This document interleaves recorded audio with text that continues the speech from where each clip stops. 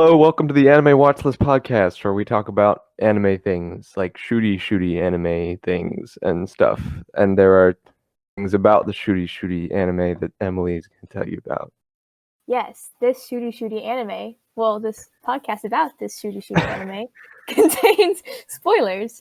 So, if you want to keep watching, or listening rather, beware. You can watch too if you want. You could watch it. Yeah, you could just stare at your screen, the empty blank screen. We have the YouTube video up. It's just the cover. Oh, nice. It's a nice cover. I would stare at that for an hour and a half. Yeah, so would I. Yeah, definitely. And we're watching, we're talking about, man, you guys got me stuck on watching. I'm sorry. We're watching episodes 8 to 12 of Trigun. And, oh boy. Ooh. Some stuff happens. Would be remiss if stuff didn't happen. I think I'm using that word correctly. I don't know. Yeah, so last episode. An hour ago, brain dead. Oh, no. Last episode, we made a little of a mistake of we did the cliffhanger, because we yes 7 and 8 are a two-parter, and we stopped at 7. So now we're catching up on that. Also, I figured out a thing because I watched one episode in dub this time. And the openings are different in dub and sub, because remember you said the green guy shows up at the end of the opening. Green hair guy. Oh yeah. Okay. In the sub, he doesn't. Oh really? Yeah. I never watched the sub. Because it was one of my first animes that I ever really got into. So you're used to the dub voices. I'm used to the dub voices. But I do like the dub voices more than the sub voices, as I said in the last episode. Yeah. Did you watch the dub? No, I just watch it sub. Yeah, see, you don't know. Dub isn't terrible, actually. I liked it. I like the sub. I like Vash's sub voice. For a 90s anime, it's real good. But yeah, I do prefer the sub overall, but that's just my personal preference. I still think it's a good dub. Yeah. I'm usually a sub over dub guy, but this one I like. I like the dub. I like the English voice. Fair enough. Yeah, so episode 8, two-parter. The showdown, I guess, right? Yeah, that's basically most of what happened, because in the previous one they were on the thing, and then he got the kid out, and then they were on the sand steamer. They were on the sand steamer, and the Star Wars thing. Was it streamer or steamer? I want to say it was a sand steamer, right? I think steamer is right. Yeah. Sand steamer. Yeah. Yeah, it's a steamer. Yeah, the Bad Lad Gang. That name, Bad Lad Gang. The Bad Lad Gang. Yes. So did we talk about what their plan was in the last episode? Yeah, we did. They're gonna they need to open the safe, so they're driving to the place where they can open it. Yeah, they want to crash it over a cliff, crack it open. Yeah. So the Bad Lad Gang. It's been a while since I saw this episode, to be honest, because we kept pushing back the recording date. The leader of the Bad Lad Gang challenged Vash to a duel. And before all that happened, they were chasing after him for a long amount of the episode, and he was getting away and doing smart. Oh yeah. And Emily and Meryl disguised themselves as part of the gang. Oh yeah, that was cool. Yeah. So I think this is the first time we actually got to see Millie's gun go off, because it's not a giant minigun. It shoots bars or something. It opens up and clamps people down. Forgot about that, but I do remember.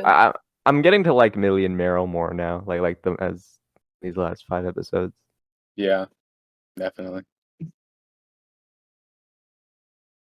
Yeah. Anyway, so what's the guy's Brilliant Dynamite Neon challenges Vash to a duel on the sand streamer as it's running into the cliffs and rocks are falling down, and I think this is a really cool scene. It was a really cool scene. Yeah, because what happened is they said okay, we'll shoot when this coin drops to the ground, and they flip the coin, and as it's going down, the steamer hits a cliff and all these rocks are falling down, and they're still looking at each other, and then the coin hits the ground, and neither of them shoot at each other. They shoot the rocks that are about to fall on the other person. They save each other's lives, both of them. That was cool. That I thought was a really cool touch. Yeah, it was. Yeah. And the dude was like, he kind of respected him, which is pretty cool because in the outset of the episode, and kind of what we talked about last podcast episode too, Brilliant Dynamite Neon seems like absolute just like stereotypical evil villain guy. So to have him be somebody who kind of respects the hero, and yeah, it's also funny because he completely changed his mind as soon as Vash won the duel. yeah. He was like, "Yeah, no, you saved me. I respect you. Let's stop the steamer from crashing now." And it was a little sudden, but it was fun. Yeah. So they stopped the steamer by the little kid getting in like the kid from the last episode getting in like this like heat resistant suit and climbing into the pipes to grab the brake, like the overall stop, the everything stop button. Yeah, big brain kid. Yeah. But yeah, I don't have much to say about this episode in terms of like, it's just a what continuation. I thought about it. Yeah, me It's too. a continuation. Yeah, I would say like these 2 episodes are not one of my favorite episodes in the series. Fair enough. Yeah, I agree with that. They're good overall, but Yeah. Next one is fun though, because that's when we get introduced to fun guy, Mr. Cool Priest Man McGee. Episode 9. Nick D. Wolfwood. Yes, sir. Wait, is it Nick? Nicholas, Nicholas D. Wolfwood. A traveling priest. What did you think of Wolfwood, Emily, since me and you are the ones to do the show? What? What did you think of Wolfwood when he initially came?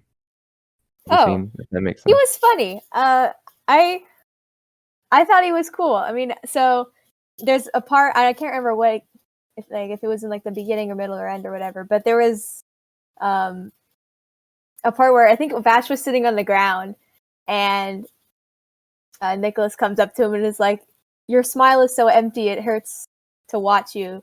It's like you're hurting like crazy and grinning to hide it." And that hit different when he said that. Like I felt it in my heart. Yeah. And then he pulled up the confessional and it was like, you should use this. And I was like, man, that was slick. It's like a mini church though. That was funny. Yeah, it was like a mini church, awesome. and he shoved it on top of Ash's head. Like, here you go, just one $1. Oh, that was so funny. I love that. So yeah, he's a cool character. Mm-hmm. Yeah, I like him too. I like having a character that feels more like Vash, or like somebody that feels more like on Vash's level in some way. Like he is very different from him in other ways.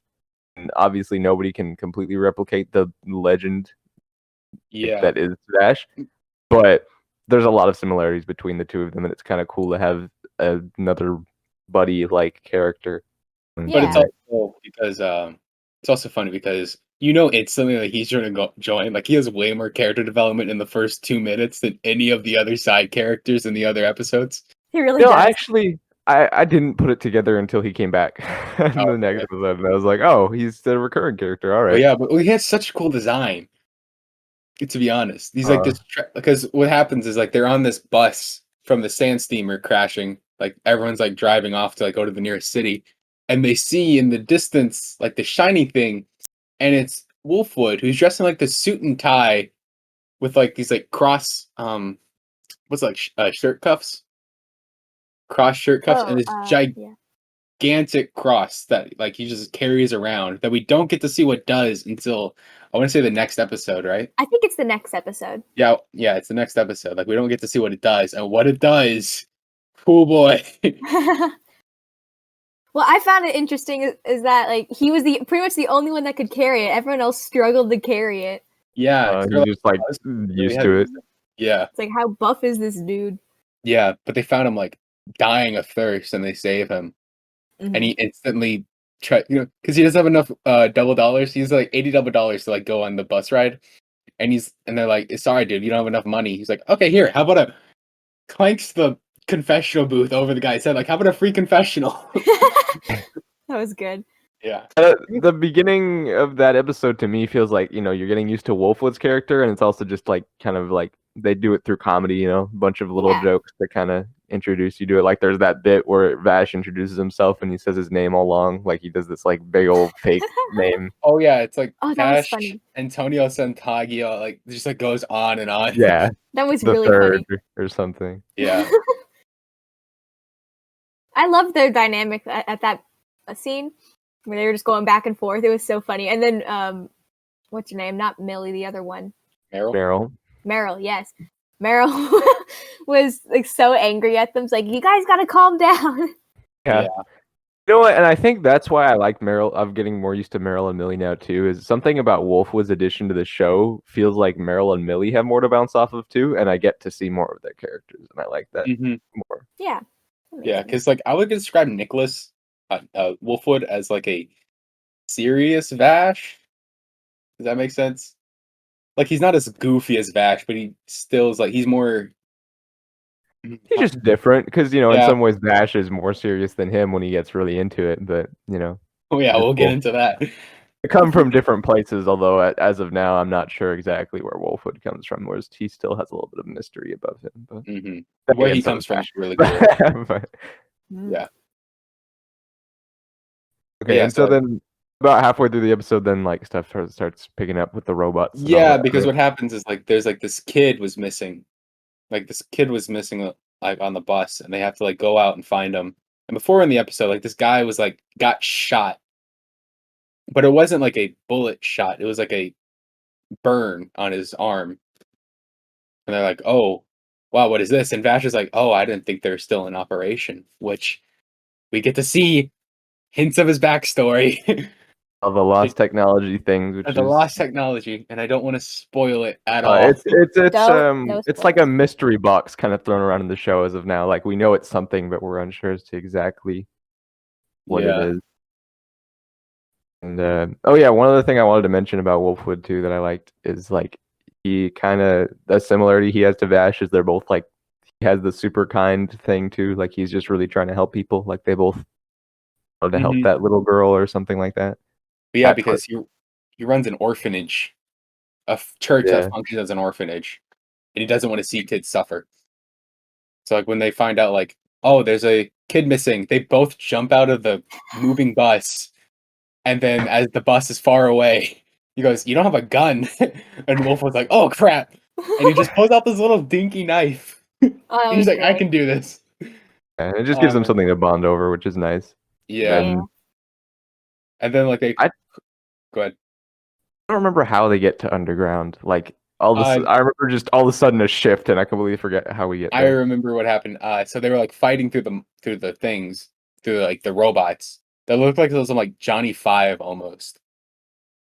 But have you guys seen that movie, Johnny Five? No, I'm just following you. What? Okay, think Rob. Think Rob from Smash Bros. They look a bit. Okay. Hey, Johnny Five, number 5, I'm alive. I think I have seen that movie. Yes. Okay, it does look like that. Dang. Anyways, this really doesn't matter, but okay, it's just another tangent that we go off of. But continue. Yes. Okay, yeah. So they go to fight him, and Wolfwood just breaks the knife like instantly. Like, he tries to stab the robot in the head and just breaks. And he's like, "Oh well, no, I'm dead."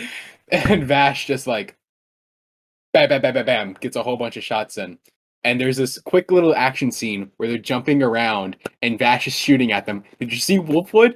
He has his hands in like a finger gun position, like shooting with Vash. What, really? No, I did not know. I didn't notice that. That's awesome. He like jumps around and like they like come out of the dune and like Wolf was like both Vash and Wolf would do like the same movement, like they use the same animation frames, and they just went like and like Vash is holding the gun and Wolf was just like with his hands like in like the gun position. Oh, that was great. Awesome. Great. Yeah. But they rescue the kid. They rescue the little girl that was being kidnapped, I guess. And they get into quicksand. That's how they get down there. Yes. And as they're falling down and they fall down, the little kid goes, "Man, that's an embarrassing way to die." I mean, come on. Like, wow. Kid. Like that's what I would say after somebody saves my life. Oh, wow, what an embarrassing way to die. Yeah, but they like fall into like this. I'm taking over this section. I'm so sorry. It's all good. My memories of it is a bit fuzzy. That's why I'm not saying much myself. Okay, yeah. But like they fall into like this underground factory, and they like go around and like it's roaming with the robots. And Vash says like, "Oh, you guys should be shut down already. Why doesn't anyone put you to sleep?" and he hands Wolfwood his gun, and he's like, "Here, take care of him. I'll distract you. Shoot." And Wolfwood says, "I don't know how to handle a gun." Yeah, this Which, bit I bet I do remember, because then he's Yeah. actually like really good with the gun. Yeah. Yeah. Like, yo, what? like he's running and shooting them at the same with a revolver, with like a like those are not the most accurate things, and he's like shooting from like 3 stories up. Yeah, it's like, did he lie or? Oh, he lied. But Wolfwood runs out of bullets, and then And it some like Vash is something like, flashes, and then the robot that was over Wolfwood is like destroyed, and we cut to Vash, and his left arm is smoking, oh, now I get it. which Now that I've seen, Oh! is foreshadowing. that's pretty cool. Yeah, Yo! I like how like the show does like mystery things. Like we didn't know what that was at all, and now we already do. And that's just kind of like, This is also why I said we should watch 8 to 12. That makes sense. cool. Yeah, and looking back on it, like they just give you. It's not like something where you have to confirm it again, like we just did. Like you go through the whole show and not have to do that. But the fact that you can just makes it cool, and it's like they have an explanation for everything. I don't know little if I should. details. I don't know if I should say this, but I really love it when shows do that. You know what? I'll just be extremely general. So, Attack on Titan does that, and I love it. I won't say anymore. Don't spoil. Don't I spoil. know I'm not gonna say anymore, but I'm just gonna say Attack on Titan does that, and I just love it when that, because when you realize, you're like, what, really? And just for general, for any show. Yeah, well, it's cool it's so cool. It shows the director knows what's going on. They're like the person, the writers, they have a plan in motion, and you're just there for the ride. It feels more, I don't want to say professional, but like it just feels more like complete and fleshed out. I think professional is a good way to. Professional is a good way to describe it. It just because, like you said, the director knows what they're doing, and they're planning ahead, and that they have they have everything well thought out, and it's very in depth. It's not just like a shallow thing, you know. Yeah. There's like, on the level of like good directorial things, like there's like Trigun like at the top of it, and they're like, it's like The Last Skywalker. I'm still salty about that movie. Oh, gosh, yes. You're right. That's an example of unprofessional directing. Yeah. Oh man, still so mad at that movie. But yeah, no. So Vash like goes to like a office, or like the control room or something, and he turns it off. And he goes like, he says like, "Sister, I'm gonna put you to sleep," or something. Yeah, something like that. It was kind of implied. Like I got the implication that it was just like the robots were just still doing what they were like supposed to, because they're robots, you know. But like they had no purpose of doing it anymore, or something like that. Yeah, but we don't know exactly all the details behind it as of now. Because earlier in the episode, I forgot to mention this, but they like when they saw the machines, the machine went to Vash and Wolfwood saying like, "Show your identification, or you will be destroyed," or something like that. Yeah, so it's definitely the whole malfunctioning robot thing. It's just that we don't understand the whole lost technology thread, which is why there's still mystery behind it. Yeah, which we see later on, which it's real. Oof, man. The story just gets better and better as you go on. It really does. Yeah. Do be picking up. Oh, so I have something I want to mention about this episode. So I'm pretty sure it's when they're in that underground area. Nicholas says to Vash, like, things are always worse when you're around, and that gave me Doctor Who vibes, because that's always how Doctor Who was. Yeah. It was, everything got worse when the Doctor was around, and so that's exactly how it is in this show. And so once he said that, I was like, okay, yeah, I can see why you think that it has Doctor Who vibes. Yeah, that's just more to it. You're right. I didn't even put that together, but it's true. It's just the very like doctor companion type thing there. Yeah. I do love their banter though. Like after that's all done with the control room, like Wolf would ask Vash about like what happened when Vash saved his life, and he said, "Oh, it must have been God." Yeah. Confessional. He just wants the money. Just wants to do his job. Yeah. Just funny little things with them too, which makes him a more fun character, because you have you establish this main character who's a bunch of fun, and then you add a new character that can bounce off of the main character who's a bunch of fun, and that's just adding more to the Just fun. Just fun. Yes. Oh man. So yeah, so I guess episode 10. Yeah, what was that? Oh yeah. It's the quick draw. It's the it was quick draw tournament. One of my favorites of these last ones we watched. Yeah, this was a good one. Really? Yeah, it is a good one. But I'll get into my reason why I really like it as well. But I won't go first because I've been talking a lot. But yeah, Emily, do you remember much about this episode? Yeah, so I remember that Vash and Wolfwood met again. We were just talking about in the last episode how we weren't sure. Well, I think Ayden said he wasn't sure that Wolfwood was going to be in. Then he comes back and like, okay. Yeah, I wasn't either. I was like, oh look, he's here again. They actually met up again, and then they entered a quick draw competition. And it was great because Wolfwood and Vash were like equally good. Yeah. So that made it for a very interesting. Well, no, because what happened is like they were playing, like Vash was playing with the kids or something, like just like goofing around. They were like had him in chokeholds and stuff. Oh yeah, which was cute. And he like went to this other kid. He's like, "Hey, do you want to come play and stuff?" And he's like, "No, I have to go help my mom." And he runs off. And Vash is like, "Okay, yeah, I'll go see what it's over there." And his mom runs like a restaurant, and there's Wolfwood in the kitchen wearing an apron. It was funny. Even funnier is that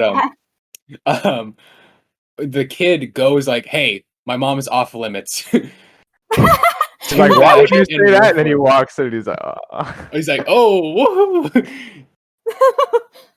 Which yeah, Wolfwood's already there. So like that intro, they like established kind of that relationship Vash and Wolf would have with that family. It's like and then again, that's why they're pulled into the draw. Like it's the same thread as last episode. They wanted to help that little girl. This episode, they want to help a family. Like it's still the two of them where they meet up in their storylines, where they're like they cross paths, is when they're trying to help somebody, and it's like you constantly see that. Again, Doctor Who vibes. Uh-huh. Yeah, totally. Exactly. I really appreciate how Vash, like, you can just tell he likes children because he's always playing with kids. It's so adorable.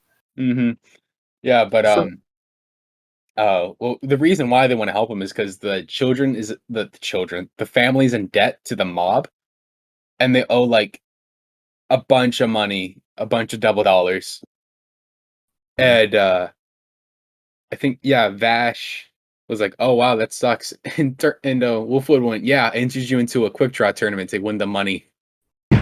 He's like, "What?" And that was. And then again, Vash enters Wolfwood into, so they're both playing around with each other, but also trying to help somebody else in the expense of it. So before the tournament though, they got blackout drunk.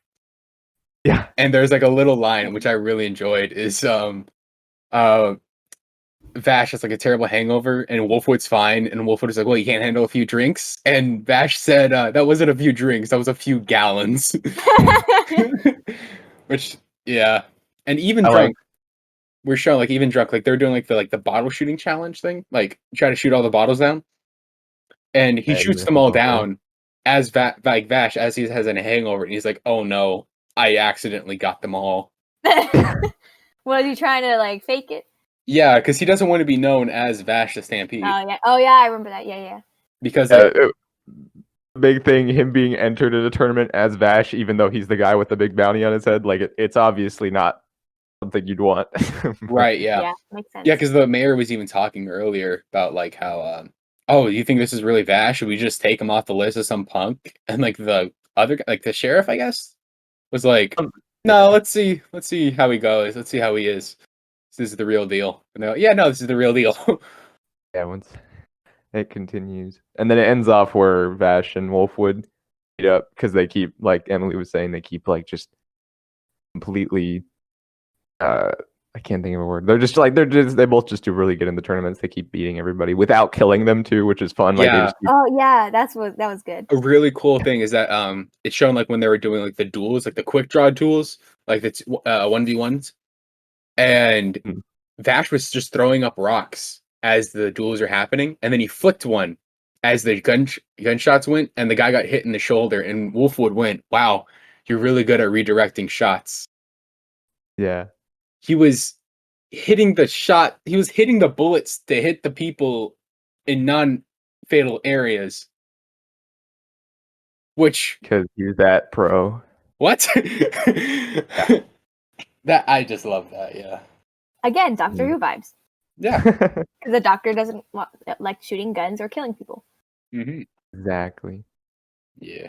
And so, but they're about to back out because Vash and Wolfwood were about to duel, and Wolfwood went, "Yeah, I'm dropping out. Give the $double to Vash." And the mayor goes, give it to the family. Like, can't do that. Look at the window, and they're holding the family hostage at gunpoint, and they're like, "You have to do this. We have to kill Vash." And they make it. The guy says like, I can get the bounty or I can split it, but I'm okay with $30 billion $double or something like that, kind of like indicating that if Wolfwood kills him, he'll get it. Wolfwood kind of like smiles. So obviously, like I trusted Wolfwood enough at that point to know he wasn't going to do anything, but it's kind of like they're playing with the audience, kind of like, hey, what if Wolfwood's going to actually pull through or not, Yeah. Yeah, I wasn't sure if he would actually like help Vash or not. I kind of thought he was gonna turn on him. Mm-hmm. Yeah, but they like decided, like, they still went through with the duel, and Vash was like, "Why are you doing this?" And he goes like, "Look at the window," and they're not hiding it. They're like, "This is obvious." They're obviously, because they're not trying to hide it at all. Like, the guy's just like smiling with the gun pointed at the family, like in a very public window. What if one kid was just walking by playing ball? He looks up. He's like, oh no! Yeah. But so they do this, but they draw, and there's like a quick second where they smile at each other, and they both fall down, and like red stuff seeps out from them. And so it's like, oh my god, they're both dead. I guess they killed each other. Yeah. Yep. Which is 26 episodes left. I don't think so. I mean, there's 16 episodes left. That's the Meryl and Millie arc, you see. They have to cope with the grief. Yes. Meryl the Stampede. Meryl the Stampede. Yeah. And Millie the humanoid. Humanoid? Yeah. Humanoid. Oh, man. That'd be good. But I think they established this earlier. Yeah, in like where they ransack the town. Vash likes to use ketchup as blood. They both did it there. They both did it there. They both shot the packets of ketchup inside the bottles of ketchup inside their coats or something. So good. And then I love that was a reoccurring thing, even if it was just twice. I don't know if it's used again. I think it's used again. I'm gonna say it's used again. No, I'm never gonna trust if somebody's dead. I'll be like, but what if it was ketchup? Is it ketchup? What if it's ketchup? Yeah. And but the mayor's like, "Yep, nope, light them up, boys." And to like finally, because like the Vash and Wolf would like get up and like, nope, kill him. And Wolfwood is thrown his cross, and he unstraps it, and it is a rack of guns on each side of him. Yeah, very cool. I remember that. Very epic. They do. The show constantly does like cool weapon design stuff like that, like stuff you wouldn't expect. Like we had Meryl first with her like jacket or something, her coat with all the derringers, guns in it. Yeah. Now we have this one with Wolfwood as another example. Mm-hmm. Very cool. And there was something funny they said, like Vash was like, "Aren't you supposed to not kill people or something? Yeah, I thought you were a holy man." Thou shalt not kill is like what they always say. Thou shalt not kill. And he says some other witty remark. It's just more fun banter between them. But basically, they're both just pro-gun and get away with it is the idea. Yeah. As we saw throughout the entire draw thing. Yeah. It was great. Yeah. So they win, and I guess we didn't mention earlier, but the family was in debt because the husband was in debt, and then he just walked away, and so mom had to take on the debt and couldn't pay it off. And as soon as the family got the money, guess who showed up? The deadbeat dad. As soon as the money shows up, back with the milk. As soon as the money's back, he's like, "Hey, what you up to?" Yeah. And so at the end, it kind of ends how it started. Like we see the same joke with Vash working there until he leaves and then goes back to, they end up, like shakes hands with Wolfwood and then the children like attack them. Yeah, I know Wolfwood was being tackled. That was fun. Yeah. Like the thing somebody said about Vash always being with children, and I kind of like that too because it fits. Like, I feel like something about Vash's character is he's like layers beyond serious to the point where he rather would be with children because he's just like he wants to goof off, like he wants to be. He's a child. He's a child at heart. Yeah, he really is. You can tell throughout the whole or show. He tries like, to put on like a childish like innocence. Which we later I don't think he tried to true. put it on. I think that's just his natural inclination.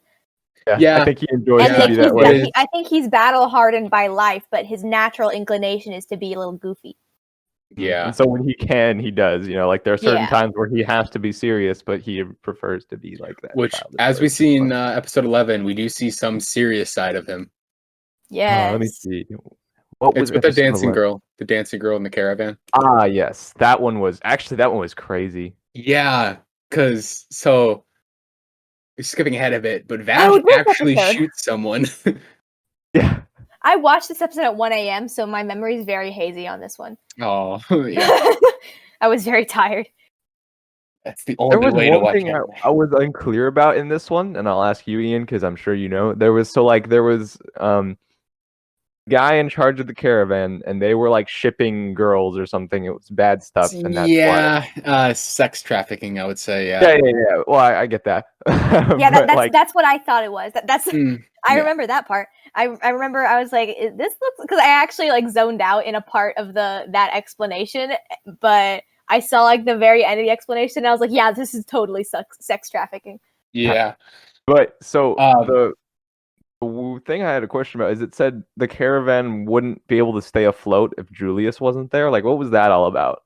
Okay, so the town that they were going to is in lockdown, and you need a special pass to get in. And Julius, the son, or the quote-unquote son of the caravan leader, has the pass tattooed on his arm. If the pass dies or is missing, you can't get into the city, and they'll starve to death. So that's what they mean by that. Also, on a lighter note, earlier in the episode, Wolfwood's playing chess against this old guy, and he keeps losing. And then Millie just walks up and just like, oh, hey, plink. And Wolfwood is like, wait, why would you do that? Now I'm going to lose. And the man was like, oh, man, checkmate. See ya. I remember that. That again gave me the vibes of like she's kind of. She's so much smarter than she puts on. Yeah, like she acts like she's like super smart, but she may not even know it. That's the thing. Yeah, because she says like, because Nicholas said. Go ahead. I'm just saying, like I said in the last episode, it reminds me of a book series I read where the character like she's supposed to be mentally dense, but she's actually really smart. It just reminds me of that. Like Millie acts like and. I don't think she acts like it though, because I think so. Because Wolfwood asked, like, how'd you get so good? And Millie just said, oh yeah, no, my brother would make me play with him all the time. So like she just said it so innocently that she's like, yeah, no, I just played a lot when I was a kid. So I don't think she knows that she's smart. That's what I'm trying to say. Yeah. Yeah, not act as an act, but just her personality. Yeah, her personality, she acts like it. Like her personality, like she exudes the energy of being super duper smart, but she doesn't know it herself. Right. Yeah. Which is fun, and I think we see a lot more of Millie in this episode, and Wolfwood. Like Wolfwood and Millie get a lot of between how their dynamic is. Their dynamic's a bit fleshed out, which I honestly really like them together. And also like because basically we just follow Wolfwood, and then Vash is with Meryl. So Wolfwood's with Millie, Vash is with Meryl, and Vash gets caught up on the story from the guy in charge of the caravan, right? Yeah. So what happens is that there's this dancing girl, and the guy's son, Julius. I forget what's the girl's name.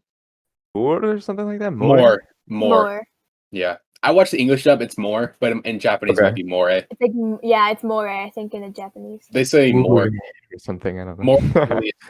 And so like he wanted to run away with her because she was his childhood friend, and they like love each other and stuff, and they're like, yeah, I'm not gonna let you like get human trafficked and stuff. Yeah. Which is understandable, you know? Yeah, good on him. And so he runs away, and so the guy puts a bounty on his head to like bring him back alive, because if he's dead, he can't get into the city if he's dead. And But it's it's an issue of morality in the episode too, because like you see Vash is just like on his way to like Vash. I love this when they do this with Vash, is that he puts his glasses on and there's no goofing off. Yeah, I serious noticed mode. that in episode 12. I noticed that. I was like, oh, every time he puts his glasses on. As soon as the glasses come on, it gets real. For real. But because the guy said, "Yeah, I'll give you $20,000 double dollars to go get my son." He's like, "All right," and he goes off, and Meryl's like, "What's wrong with you, Vash? Talk to me, something, anything." And he's silent. I don't think he says anything for the rest of the episode. And so, he does. He does. He does. Oh yeah, no, he says, "I got to kill." Or something. He says, I got a job or something. Yeah, he mentioned that he got a job and then I got a job. To Meryl, at least, like, what's going on? It's implied that he's gonna kill more Julius, or something. which like I did not expect. I did not expect. No, I mean, when he says I'm gonna kill somebody, it's implied that he's gonna kill more because he has to bring Julius back alive. Well, but it's interesting because Meryl, we see that she's starting to finally trust Vash more because she's inclined to go, oh no, he's just that guy. But then like she's stuck in her chair because then she also knows him as the guy who saved a bunch of people, and she's just kind of like. She's accepted that he's Vash by now. Yeah. She, I remember she said that like she held a gun to his head because she said she was going to like she needed to stop the threat or whatever, but then she hesitated, and then she's put the gun down and said, "Tell me the whole plan" or something like that. Tell me what you have to do. And so I think what was going through her mind was, I know who he is. He wouldn't kill someone. So what is he planning on doing that isn't killing them? Yeah. I also like this because as soon as she pulled the gun up to him, he was like, he was still driving. He was still like, okay, do it. He said do it. He said, do it. Yeah, he didn't react. He was going to let it happen if that's what she decided to do. Yeah. But they pull up, like him and the gang pull up on them. Not the gang, like the caravan, like they sent some guys with Vash to like go help him. That I do want to say too. I am skipping. I'm sorry. I really want to get to episode 12. No, it's all good, and I appreciate wanting to keep the pace because we can being faster with these is good. But I do want to. I had something I liked. It was Wolfwood and Millie. Like Wolfwood tries to stop Julius and Moore from actually going because if they go and the caravan goes down, then a bunch of people won't be able to live. So he's like, Wolfwood is like telling him he's making a selfish decision, right? So that's where the issue of morality is, because on the one hand, if they go, then that whole terrible business goes down, which is a good thing because, that's a terrible business. But then on the other hand, a bunch of people die. And so Wolfwood's like, I understand that you want to live and be free and get away from that, at what cost? And then, whereas on the other hand, we have Vash who's just going. And so you're like, okay, so what's Vash going to do? And so we have these two different, like, almost like chess pieces, and they're both trying different things. And it's like interesting to see. Oh, I wonder if that was on purpose. Like at the beginning of the episode, there was a chess match. That's just my analogy, but it could have been. Yeah, maybe. Who knows? But yeah, no, because what he goes is like, hey, are you ready to kill someone, even indirectly? And Julius goes like, yeah. And so Wolfwood just pulls the gun up to his head and goes, okay, walk away. Go on. Go run.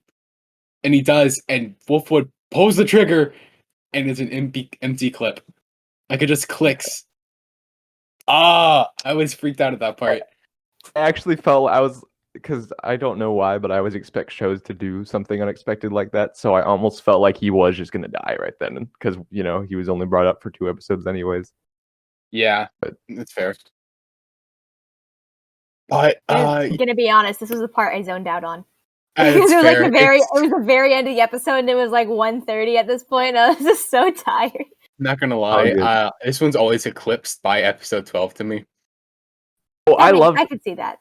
Yeah, I loved the ending scene of this though, because the music was so good. Like it. Okay, so what happened is Vash pulls up with like the caravan and stuff, and Meryl, and he pulls out the gun, shoots Julius and Moore down a hill, and then the guys are like, "Hey, what the hell? You weren't supposed to kill him." And Vash just goes, "Drop the money unless you want to end up the same." Like, not even like making a face, just like go away, and they just like run off because it's the humanoid typhoon. You're not gonna mess with someone called Vash the Stampede. Yeah. And oh my, Millie decks Vash. Yeah. Like, she's a big girl. Like, I think I looked it up. She's 5'11", and she has the shoulders of a linebacker. She is huge. So she throws this big punch at Vash. He's on the ground, and then we find out,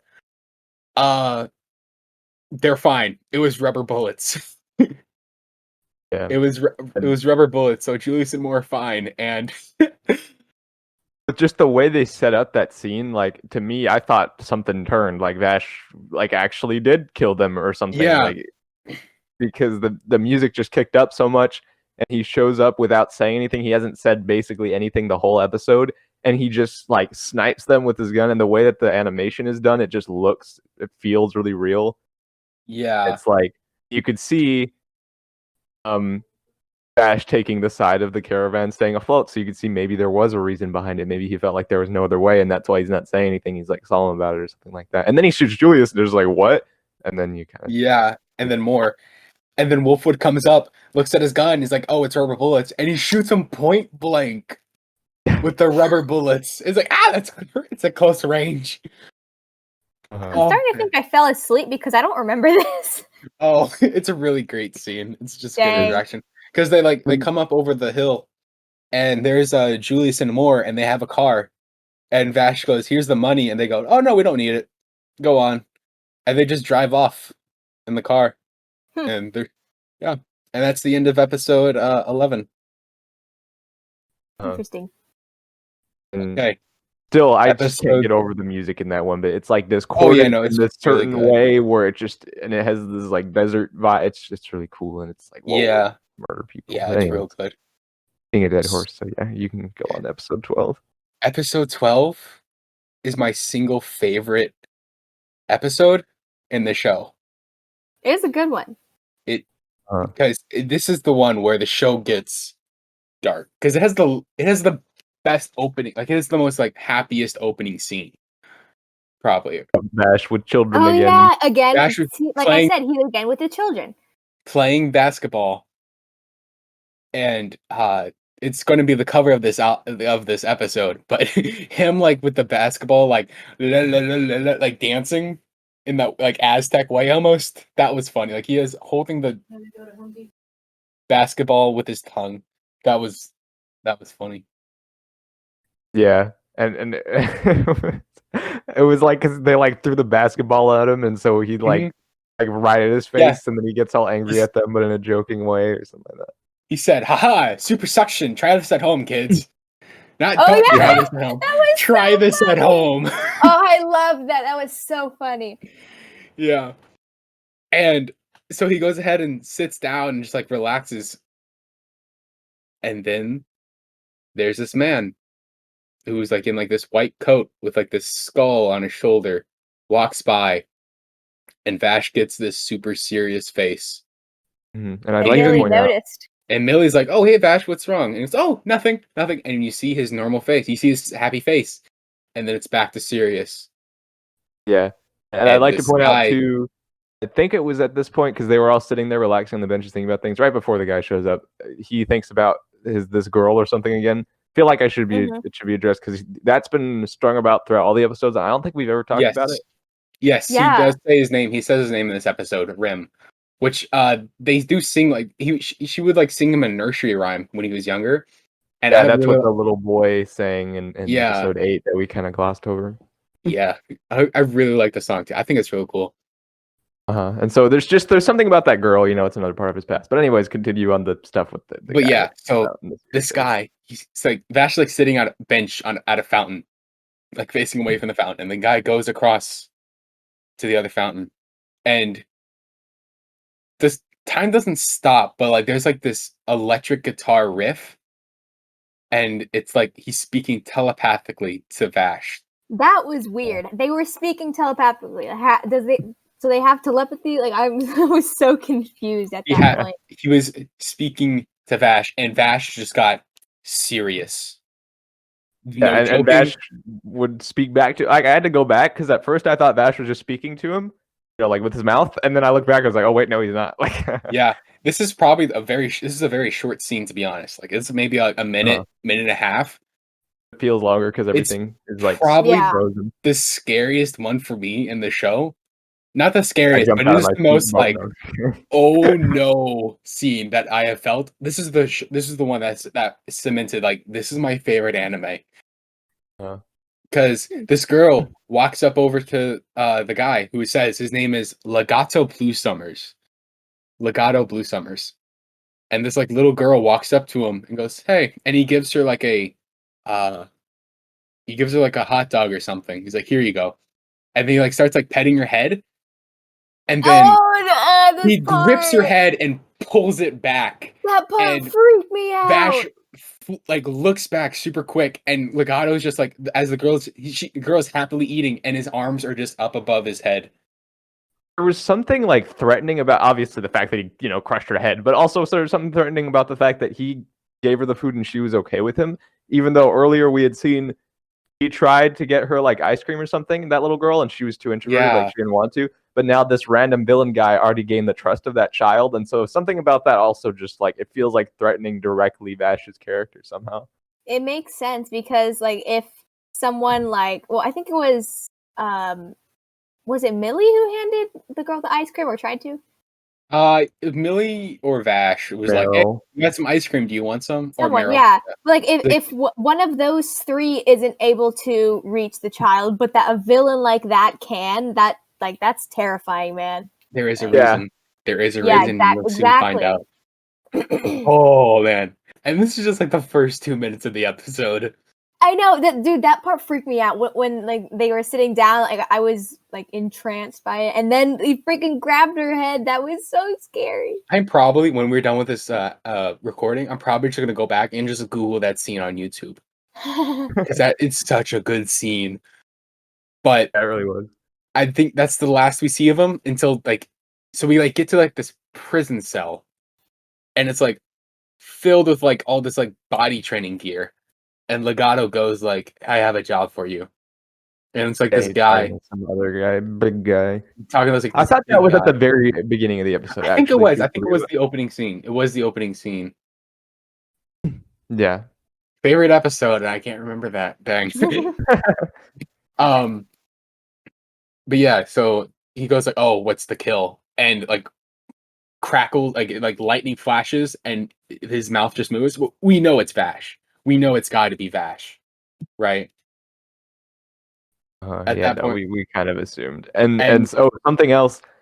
A certain part near the outset of the episode, Vash is at like some guy's shoe store, and so that's the next day when he's done talking to Legato, the shoe store owners. Before that, the guy in the prison cell goes like, "Oh, finally, I've been waiting 20 years for this."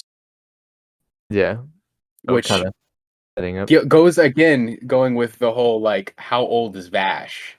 But yeah, so the shoe store. Yeah, no, so the shoe store owner's wife comes out and is like, she's just crying and yelling about how her husband is dead, and so that's right after he can't talk. There's been a murder and he can't talk. And he goes, "Wait, what?" And Legato just speaks to him telepathically. Goes, "I left you a present." And there's a paper bag on the bench opposite of Vash, and it's assumed that it's the guy's tongue. What? I didn't get that at all. I didn't get that either. What? He can't talk. Okay, in the dub, he can't talk. Get it now. Not put that together because I'm not smart, I guess. I watched the dub. I was gonna ask. I forgot about that. I was sitting there wondering during that scene what was up with the bag, but then I completely forgot about it. Yeah, he cut off his tongue. Like it didn't show it, but it's still And so Vash is arrested, obviously, and yeah, because he's got the tongue. Yeah, because he was like because he was the last one to be there. and like the last one to touch. Yeah, and he's in the cell, and Millie and Nero go up to him and go, "Hey, Vash," and his eyes are flashing blue, and he instantly goes back to his normal like "Hey guys," and like, both of them. He said, "Oh, it's just you." Yeah, and like both of them, the girls were like, "Oh my!" Like they're scared. Yeah. They did get to like a little like chibi face or something, right? Like wobbly. I think so. Animation. Yeah. Which I mean, it's kind of like okay, it's like a reassurance, I would say, for what's about to come. But it's still, I feel like it feels a little out of place. Well, it's just a little bit of the like. There's still a little bit of humor in the show before stuff goes down. And thankfully, we didn't have to do like this big old prison scene or court trial scene. We didn't have to. Yeah, we didn't have to like. Because shortly after he gets out. So this guy that we saw early in the episode breaks in, and he's wearing this like purple. What's his name? He's like wearing this purple jumpsuit, and I don't remember his name. He's just the big. His name is Monev the Gale. Okay. Monev, and he like wearing like this giant like purple jumpsuit with like these like arm cannons, and like this mask, which I thought was really cool. So it's like this like yellow mask that comes down to like covering his mouth, and on the corners of his mouth there's like fangs on the mask. Like just look up Monev, Monev the Gale, just mask. It's such a cool design. But he like takes Vash and like pins him up against the wall. And I don't remember, how does Vash get out? Do you guys remember? There was a big hole in the wall and he just ran out. Oh wait, no, Meryl and Millie. Millie used her gun to shoot the Monev. And it didn't hit him directly. It hit something next to him. I can't remember for sure, but it allowed. It broke the chains that was holding Vash. Yeah, it broke the chains. Chained up to the wall. Yeah. Yeah, and so they went into the sheriff's like office and like grabbed his gun, and he ran out and he's trying to save everyone. He's like, "Run away, go away, you're gonna die." Oh, it's especially interesting because he's the guy who they thought murdered Shoe Guy. He's like, "Don't run away, don't like stay inside till I leave the city." So you could imagine they might be thinking like, "Oh, is he just trying to get out?" They're just like, it's like calmly. Move away. And they're like, he's like shoving people in before like into like their windows and stuff before like like Monev just like lights up the street. And it's a little bit of a comedic point, but it's still he's like run away to like these like group of kids or like these like gang or something. He's like, "Hey, what are you gonna do?" And like he actually pulls out a gun and shoots at them, makes them duck down. And honestly, I thought it was really good. I didn't feel any comedy at all. It just felt like he was really desperate to try and save everybody and still get out. Like it felt like he was in a situation where he couldn't handle it all, Yeah, but it's like they went back to the city square where the fountain was, and Monev just like goes, and there's too many people, and Vash can't save them. And they just like show like the people like mid frame, like exploding stuff, and there's like flashes to like a red coloring. Normal scene flashes to a red coloring. Normal scene flashes to a red coloring with like gunshots on each one. And Vash couldn't save them. That was so sad. Yeah. Oh, and then so Vash like runs to the bank to like hide into the vault, which is like to like get away from Monev. And Monev is like, "Oh, you coward, you can't hide away in the vault." But Vash like wired up explosives onto the door and exploded it and made it like ram into Monev. It didn't knock him down, but it like staggered him.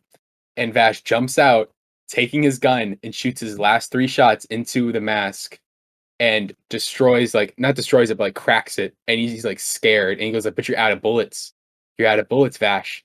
And then there was stuff with the insurance girls there too. But anyways, continue. Oh, there was?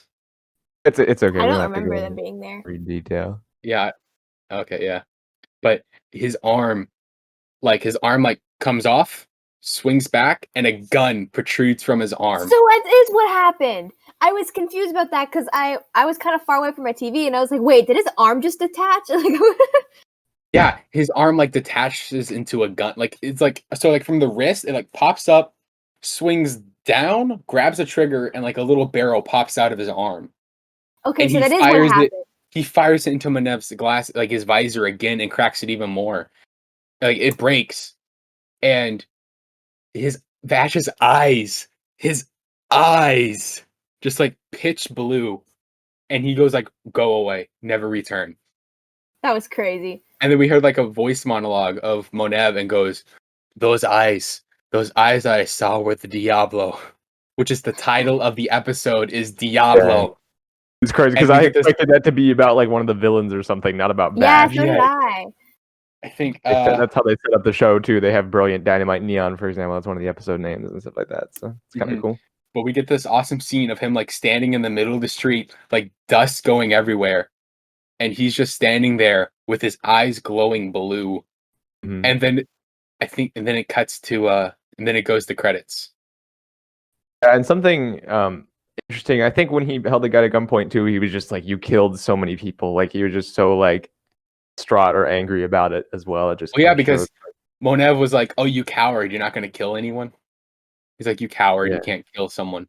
And so just like Vash just showed how upset he was at him for that and all that, and it's just cool to see, to have a character like Vash. I think I don't want to keep bringing up the Doctor Who thing, but again, it reminds me of that. No. I was actually going to bring that up too. Yeah. Yeah, I was thinking it reminds me so much of Doctor Who because you can tell that he's going through this internal struggle where he doesn't remember who he is, but he just happens to be a legendary outlaw that of course an outlaw would have a whole bunch of people who's out to get him and wants him dead. So he has to figure out how to keep himself alive from those people, but also keep everyone else around him without killing anyone. And so you can just tell how he has to figure out how to beat them while still abiding by his morals that he's adopted for himself not to kill anyone. So you guys see why this is my favorite anime? It is quite fun. Yeah, when you go in depth about it, you can definitely tell it's a very good, very well done anime. Oh man! And so I think something behind his morals too that strays from, because I think there's more than just him wanting to be a good person, although I think that is a big part of it. But it's something to do with that girl, because at the end of episode 12, he said like, "I almost broke my promise" or something. I almost I almost broke it. I think something about my promise, Rim. Yeah, her name. His relationship with that girl has to do with why he doesn't want to kill people. That's I think that's a big part of it. We're gonna learn more about that, I'm sure. I don't know the details of it. What'd you guys think of these? These were good. I liked these episodes better than the first few because I definitely got more into it. It's, I think, definitely, since it's an older show, something I noticed it earlier, but I never addressed it until now, is that like the episodes are one-off more. I think it's kind of the style of older anime, kind of like Cowboy Bebop too, where it's like episodic. There's a more individual story for each episode, which is different from new anime, where it just, it follows a story cliffhanger by cliffhanger. But it's 12 episodes a season now instead of the 24. There are like Attack on Titan, for example. There's like 26 episodes per season, and they follow a conclusive story. That's more fast-paced, and a lot of people like that more modern style of storytelling. Whereas, you have Trigun is more individual episodes, slowly feeding you character information and slowly giving you more continuity on the characters and the storyline. Yeah, that's something I noticed as well. That's something I noticed as well from the very beginning. I don't know if I mentioned it, but I did notice that it's a lot like Cowboy Bebop, and it just kind of very one-off, like you said. And I prefer things like Attack on Titan or My Hero Academia or The Promised Neverland, where it's like it follows a constant story. Yeah, there's a specific word. Constant story works. There's just a story that goes on episode by episode, and it keeps you engaged. And it does. Although Trigun gets very story heavy. Very quickly. Yeah, it is getting more that way. It is, but at the very beginning, I was like, "Oh, this is going to be a lot like Cowboy Bebop, where it's just going to be very one-off, and it's not really going to have a whole lot of depth to it." But it is definitely slowly getting there. So I'm definitely starting to enjoy it more. I think it's just more. It's just different. It's like something that we're not used to with watching. Yeah, because we're different generation. Yeah, I grew up on 90s anime. So, and there are benefits to that storytelling too. Like like, because I mean, my favorite anime is Cowboy Bebop, so like I definitely see the benefits to that style as well. Even though I'm more used to. I will say, I find that interesting. Ian's favorite anime is Trigun. Dragon Aiden's Flies favorite Cowboy anime is Bebop. Cowboy Bebop, and they're so similar. And I'm over here like, but they're so like they're kind of boring. Like they're not really boring. It's just like there's not a cohesive story. That's the word, cohesive. There's not it doesn't feel like there's a cohesive story. I will say right now, the rest of the show could just be a single season and it would still be as good. Well, and the thing is it's like the way that these old shows do it. It's all about impact. Like you get to know the characters, so and you get to know the little bits of story. So that by the end of it, when it all culminates, it's like it just like impacts you in a way that you don't actually understand. Like the first time I finished Cowboy Bebop, like I didn't totally understand why I liked it so much or why it made me react the way I did at the end, and then I slowly kind of was able to dissect. But stuff behind the characters. I'm assuming it's going to happen in a show like this too. If Cowboy Bebop was a 12-episode anime, right? Like nowadays, would the last episode hit as hard? Probably not. But aren't so many animes not 12 episodes? Like My Hero isn't 12 episodes either. That's one of the most popular. First season's of 12 episodes. It wasn't until it had like huge following that it was able to like got the budget for a 24-episode season. But you're right. It is true. With more episodes, they have more breathing room, and you can kind of feel out the characters and the stories more. Yeah, but like Violet Evergarden, I would have loved just them like existing, not as much story and stuff. That's also kind of how the Violet Evergarden went. I think Violet Evergarden is like the middle ground. Like it was kind of one off, but it also followed a cohesive story. It led up to her like discovering what love is. Yeah. And there are like, but like there could have been a whole episode, like going back to our last episodes. I think like episode 2, our second episode. This could have been an episode of her going to the play, and that could have been a 2-parter, and that would have been even great because then you could see like her like discovering like, oh, I wonder what's going to happen in the story and stuff like that. That would be cool. You know, I think if they did it right, it would be good. But part of me likes, I'm maybe it's just not me able to be thinking outside of what I know, but I like what it is. I like how they did it. It's hard for me to imagine it being longer. Yeah. But at the same time, I'd be down for it. Also, just a season 2 would be great. Yeah, there's movies. Awesome. There's like 2 movies. Yeah. Oh, but then, so like something else I want to say too. Like my favorite anime is Cowboy Bebop, right? But then they're like up there. Is like, let's say, I like My Hero Academia a lot, and I like Hunter x Hunter. That's a really good one. That's a more story based, anime, and I feel like I haven't finished that one, so I guess that's another reason why I can't calculate it. But something about it to me, I guess because it's so long, it's hard for me to incorporate something like that and say it's my favorite anime. So I think that's I like One Piece. Too. I like One Piece. I kind of like have to like by proxy like long form anime. Yeah, see, some of my favorite anime, I'd say they're my top 5, if not like top 8. I don't know. I haven't quite figured out my ranking for my favorite anime, but some of my favorite animes are like Hunter x Hunter and Attack on Titan and Haikyuu. Haikyuu's pretty long too, but like they're all decently long. Hunter x Hunter is definitely a lot longer than is condensed. Yeah, except for Hunter x Hunter, that's all actual one season. Yeah, but I like the long anime with a lot of story. Like I'm cool with it being long. It's kind of annoying because I don't have a whole lot of time to watch anime, so I can't fit. I want to finish Hunter x Hunter so bad, but I don't have time. Same with Naruto. I need to finish that so bad. I feel like we should like add like a bonus episode, like just like a 10-minute episode. We should just like list our top 10 favorite anime. Ooh, that would be fun. We could always do that. Yeah, that's kind of a good idea.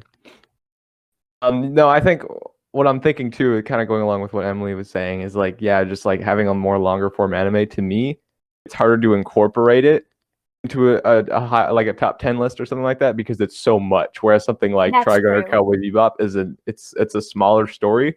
I think my brain is able to process it better. I think that's part of the reason why it's that makes sense. Like One Punch Man is in my top 10. Top 3 maybe is One Punch Man. That's a great anime. That's a short form. That's short form. It has a short first season and second season even. They each only have 12 episodes.